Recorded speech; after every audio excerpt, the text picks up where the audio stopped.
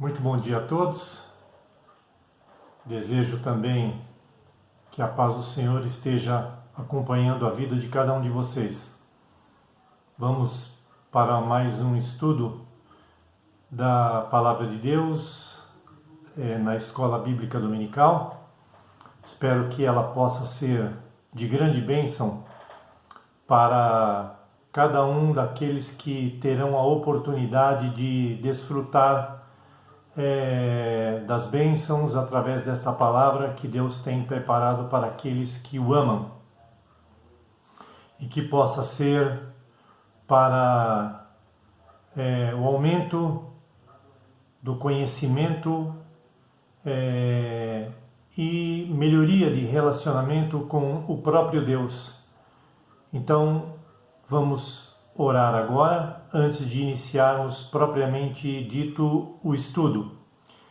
Senhor Jesus, é muito grato para mim poder estar aqui mais uma vez e a fim de proclamar a Tua palavra, de proclamar a Tua verdade, que ela possa ser uma grande realidade em nossas vidas, que possa ser sincero de nossa parte, Senhor Deus, este louvor que a cada domingo temos desenvolvido, que o Senhor possa receber sempre este louvor, Senhor Deus, como um presente que nós queremos devolver ao Senhor, porque tudo é Teu. Esteja abençoando a nossa igreja, ou melhor, as nossas igrejas, no movimento reformador da Igreja de Deus aqui nesta cidade de São Paulo e nas cidades circunvizinhas onde nós temos igreja. Que o Teu povo, Senhor Deus, possa se animar neste dia onde nós cultuamos ao Senhor de modo mais especial, e que nossa vida possa estar sempre no Teu altar e ser um culto constante, Senhor Deus. Abençoe aquelas pessoas que têm precisado de bênçãos num maior grau de intensidade nas diversas áreas que cercam a vida de alguém. Esteja abençoando os doentes, que o Senhor venha a curar a todos aqueles que têm lançado seus pedidos perante os Teus pés, nos vários canais que se mobilizam, Senhor Deus, a cada dia para estarem intercedendo a favor destas vidas. Purifica-nos com o Teu sangue remidor, e em nome do Senhor Jesus Cristo que nós oramos agradecidos mais uma vez por tudo. Amém. Então, o título de hoje é a tradição. Havia uma família tradicional que reunia-se todos os anos na época de Natal. Os avós, anfitriões, faziam questão de passar esta data ajuntando todos os seus parentes, todos os seus familiares, desde o mais novo até o mais velho. Vinham para lá os seus filhos, netos, bisnetos e demais parentes. E lá estava a casa de portas abertas para a feitura do cerimonial desta festa natalina que tanto nos agrada, não é mesmo? Todos nós, nesta época do ano, queremos passar esses momentos com os nossos entes queridos de uma forma especial, mais especial do que todos os outros dias do ano. As comidas são mais especiais, parece que elas ganham um sabor maior e melhor. E é uma época, sem dúvida nenhuma, de muito prazer para nós, os brasileiros, bem como para todos os moradores do mundo que comemoram, né? O Natal é uma festa mundial. Como sempre, cada família que se reunia nesta casa com os vovós era responsável por levar um prato específico. A vozinha, por sua vez, sempre ficava encarregada de fazer um prato não menos especial do que os outros. Era o tradicional também, leitão assado, leitãozinho assado. Ela tinha esta especialidade. Todos os anos, lá estava o leitãozinho sobre a mesa, com as patas cortadas. Os filhos percebiam isso, mas nunca perguntavam o porquê disto. Um dia, esta vozinha adoeceu e veio a falecer. Porém, antes pediu para que os seus filhos não deixassem de lado de modo nenhum a comunhão natalina. E estes, então, obedeceram à vontade dela à risca. Todos os anos, o leitãozinho aparecia na mesa da ceia e sempre com as patinhas cortadas. Como a vovó fazia quando estava presente. Isto aconteceu por 3 gerações seguidas. Muito tempo, não é? Muito bem. Um dia, uma das pessoas que ficou responsável de levar o leitãozinho perguntou: puxa, esse ano ficou de eu preparar o leitãozinho. Será que preciso cortar as patinhas também?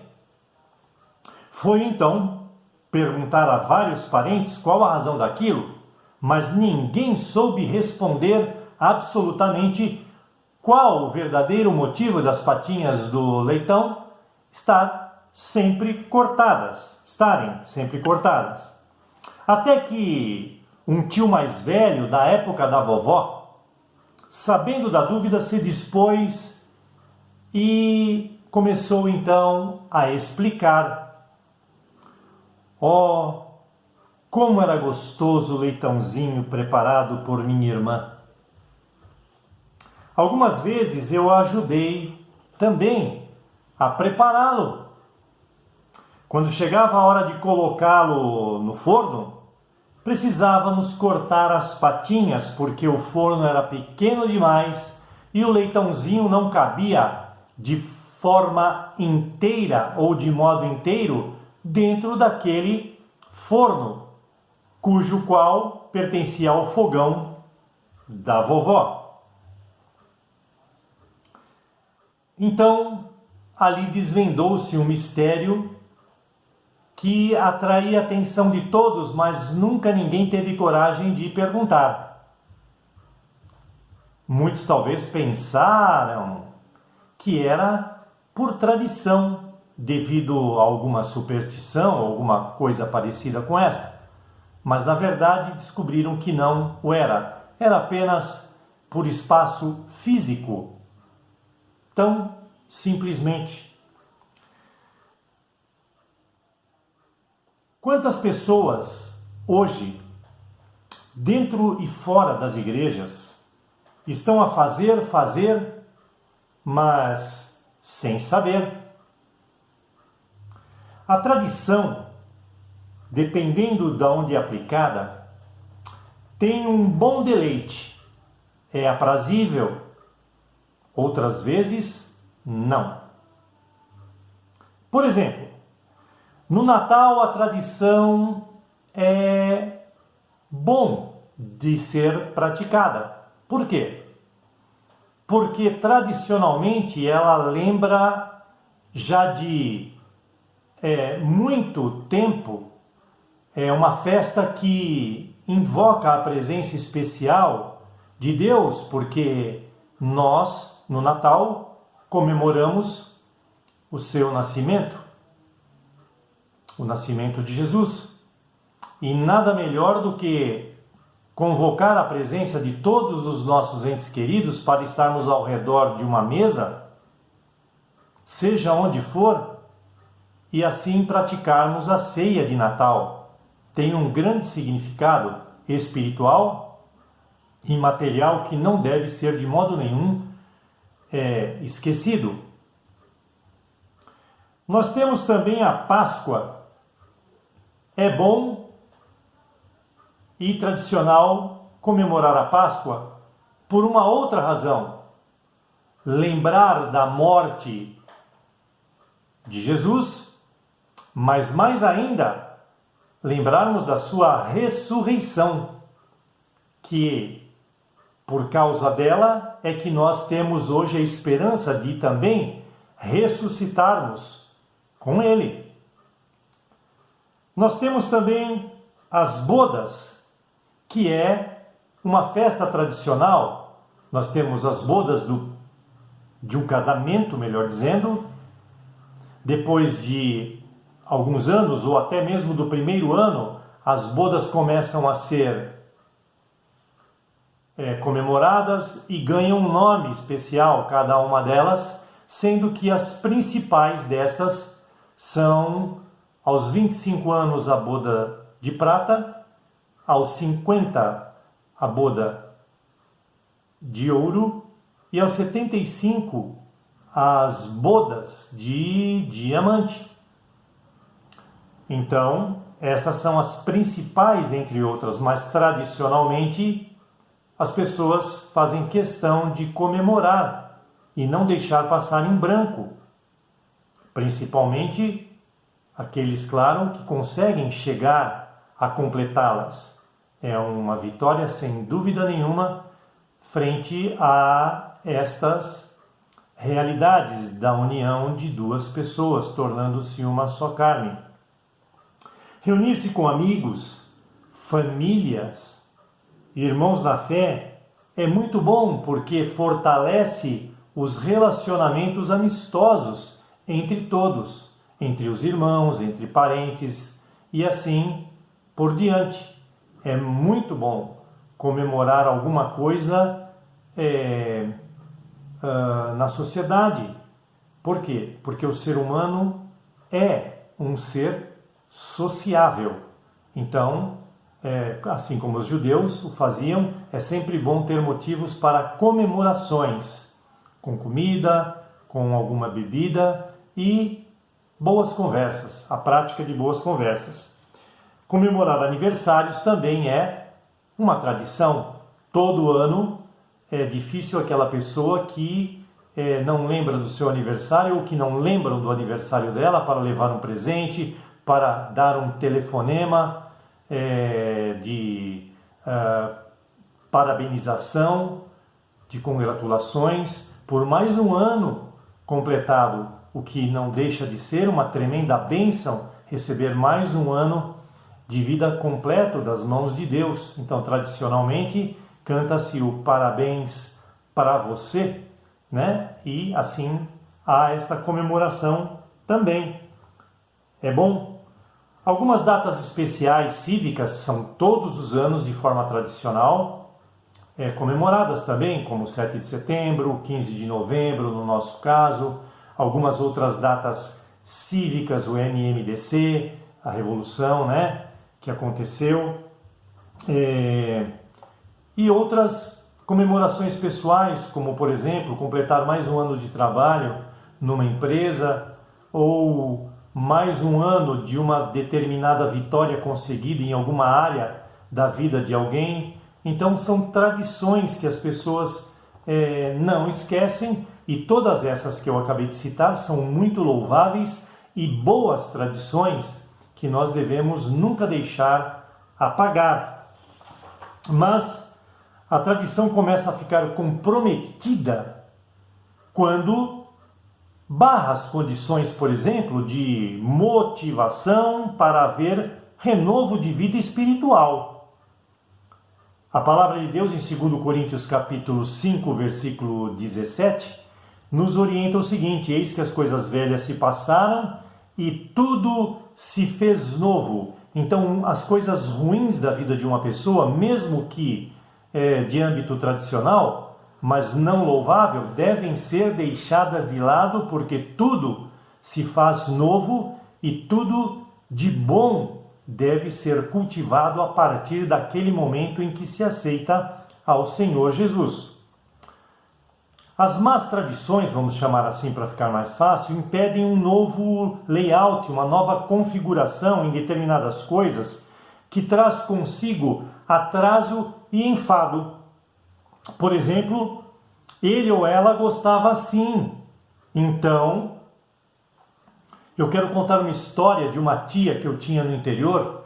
Ela tinha um filho e este filho ia casar-se com a sobrinha, ou a filha, melhor dizendo, do prefeito da cidade. Ele estava para começar o seu curso de medicina.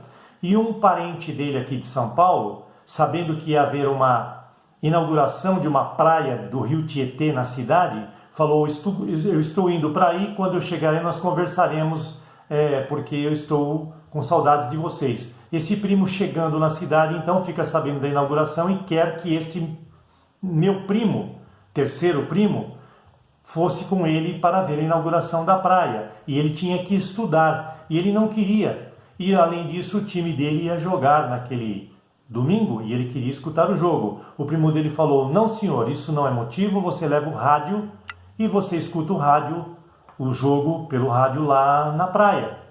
Ele foi convencido e acabou indo. Enquanto todos estavam lá, inclusive o prefeito em cima de uma caminhoneta vendo o movimento da inauguração desta praia artificial, eis que se forma um tempo de chuva e um raio atingiu este meu primo e ele morreu queimado, reduzido, num toco preto. E todas as pessoas que estavam na praia ficaram queimadas e não ficaram em pé, todas foram jogadas no chão. E o prefeito da cidade, futuro sogro dele, presenciou todas essas coisas. Isso foi muito ruim, então minha tia, por frustração de ter perdido um filho chamado Antônio, ela não fazia mais frango, por exemplo, assado, que ele gostava muito aos domingos, e ela dizia: eu não faço mais isso porque lembra muito a presença do meu filho. E a filha dela, que era a única filha, eram dois, né, que ela tinha, falava assim: mãe, o Antônio, o Toninho, morreu, mas eu estou viva. Eu também tenho gosto e eu gosto de frango e a senhora não faz mais. Então isso ficou muito dolorido para esta minha prima chamada Toninha também, e é um exemplo que eu cito quando a tradição ruim não faz bem a uma pessoa. A má tradição impede a adoção de novas tecnologias de produção, seja numa empresa, seja aonde for, impede novas estratégias em escolas para melhorar o ensino, em igrejas para melhorar a condução dos cultos, a condução de visão de crescimento. As tradições ruins impedem, porque muitas pessoas acham que se foi feito sempre assim, desde o princípio, assim deverá continuar, não interessa se o mundo anda. Nós vamos continuar desta forma, porque isso sempre foi tratado desta forma aqui, seja onde for. Uma má tradição que traz bastante sobrecarrego e impedimentos, e muitas vezes não faz bem ao círculo como um todo. Romanos 12, 1 e 2 nos trata nesse assunto, que é muito conhecido, que nós não devemos nos conformar com as coisas desse mundo, mas estarmos nos renovando sempre na fé, e creio que também fora dela, deixando coisas para trás que não são boas ou impedem uma evolução saudável dentro de qualquer âmbito que circunde a vida de uma pessoa. Contar também com inovações faz com que as pessoas se animem, tanto que o mercado comercial está sempre inovando produtos, ideias, porque senão o trem para, e não pode parar. As coisas precisam caminhar, e para cativar as pessoas é necessário, neste âmbito comercial, sempre estar inovando, porque senão há risco até de falência, porque a concorrência é muito grande. E na vida cristã, que nós estamos fazendo uma comparação, também é assim, não é diferente. A minha mãe mesmo, quando se converteu, deixando a religião católica para trás, na verdade ela não estava deixando uma religião, ela estava buscando algo que ela sentia que precisava e que estava incompleto dentro das suas tradições católicas. Não falando mal de igreja nenhuma em absoluto, esta não é a intenção, como nunca foi, né? Então, a minha mãe, ela procurava algo mais do que aquilo que era ensinado para ela. Ela sentia que existia alguma coisa a mais além. Então, ela um dia foi visitada pelo Espírito Santo, que sabia das intenções dela, e ele trouxe uma novidade de vida, mas o tradicionalismo teria que ser deixado de lado. A minha avó fazia a vestimenta dela de batismo chorando, dizendo que ela estava abandonando a tradição dos avós, dos bisavós e dos tataravós. E minha mãe disse: mãe, a senhora não sabe o que eu estou fazendo, talvez um dia a senhora vai compreender. E este dia chegou quando o pai da minha avó faleceu e ela pediu para ser rezada uma missa em intenção da alma dele, e o nome dele não foi mencionado na lista de mortos pelo padre. E ela foi tirar satisfações, porque ela havia pagado a missa, porque o padre não citou o nome do meu avô. E o padre falou: eu esqueci de citar o nome do seu pai, não rezei por ele? Ué, reze a senhora veio fazer o que aqui na igreja? Perder seu tempo?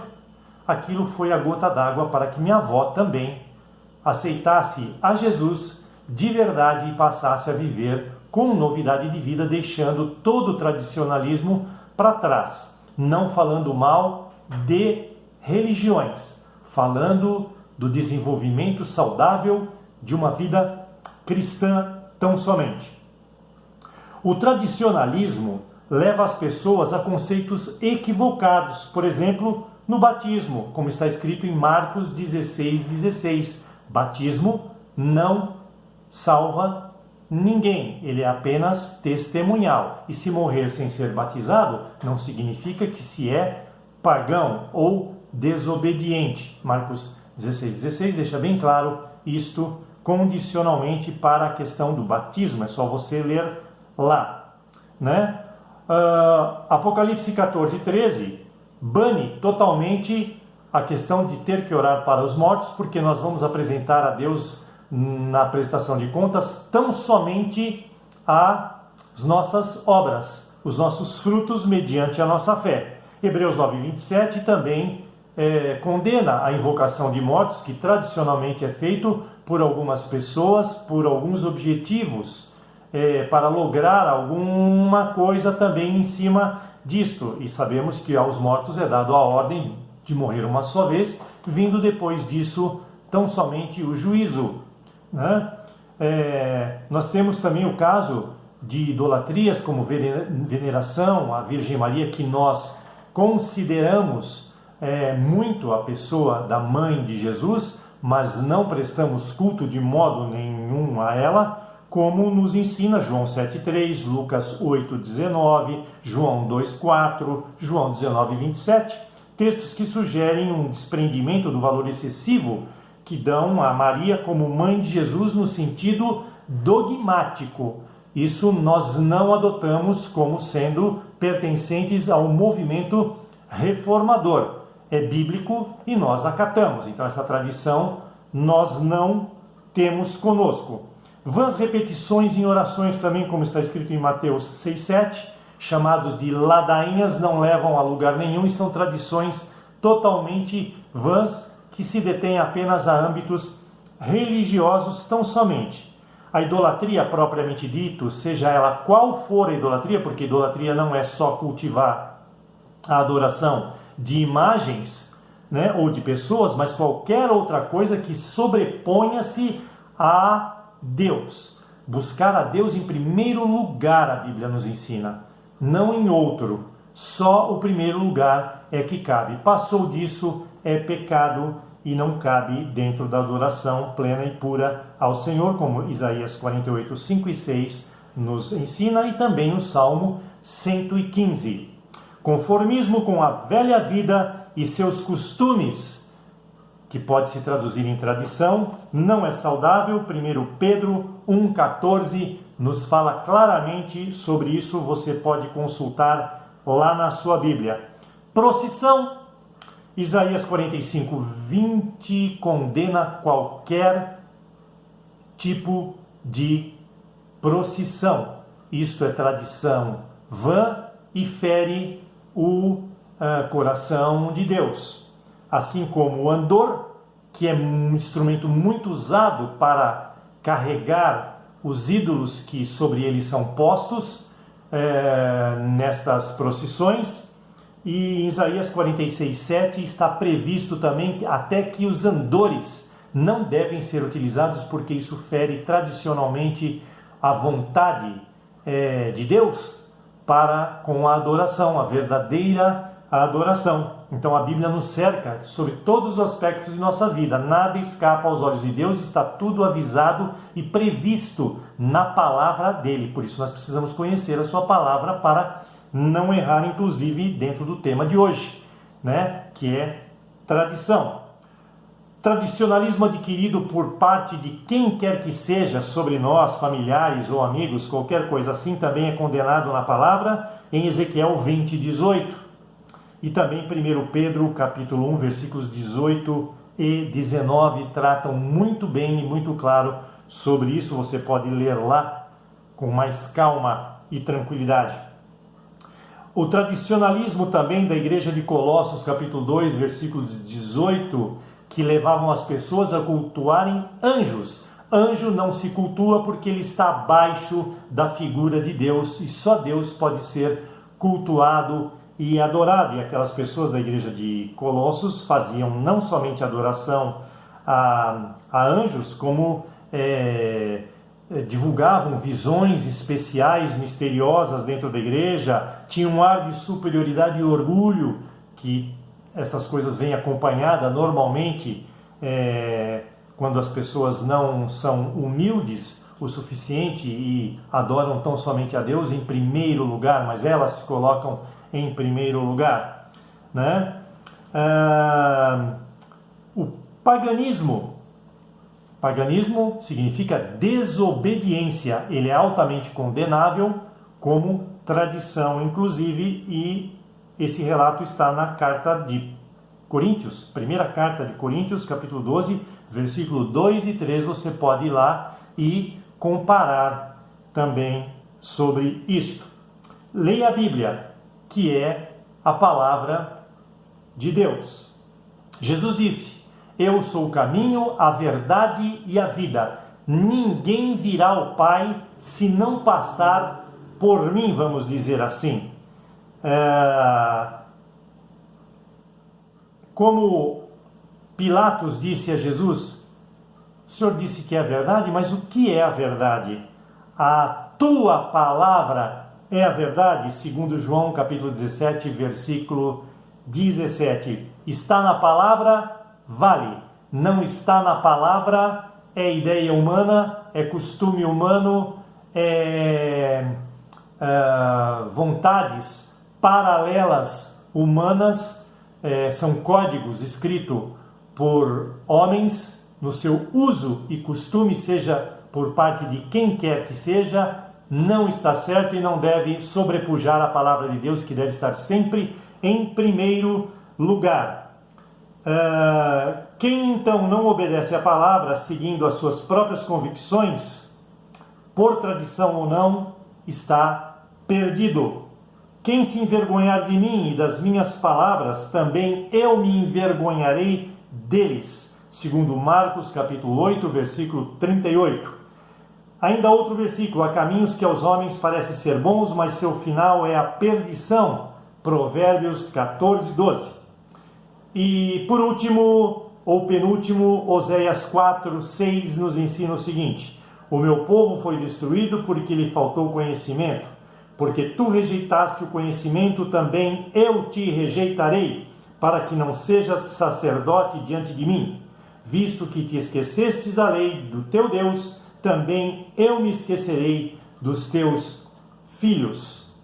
Ou também, como Josué, capítulo 1, versículo 8. Josué, capítulo 1, versículo 8, nos ensina o seguinte: fale sempre do que está escrito no livro da lei. Estude esse livro dia e noite e se esforce para viver de acordo com tudo o que está escrito nele. Se fizer tudo isso, você terá uma vida tranquila e terá sucesso em tudo o que fizer. Josué 1:8. A tradição pode anular o conhecimento. Então tome cuidado com isto. Catraca de canhão não é conhaque de alcatrão.